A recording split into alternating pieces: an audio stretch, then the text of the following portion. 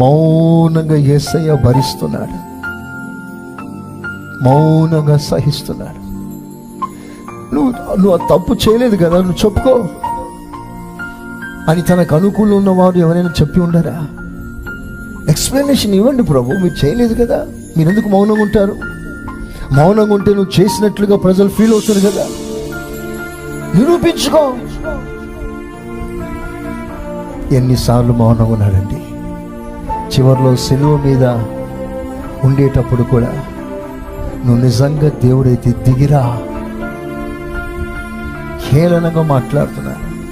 ప్రభు దిగలేడా?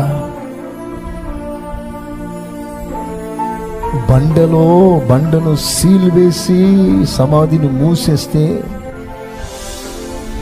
ఆ రాయిని జరపకుండానే ఆ రాతిలో నుండి లోపల నుండి బయటికి రాగలిగిన దేవుడు సిలువ మీద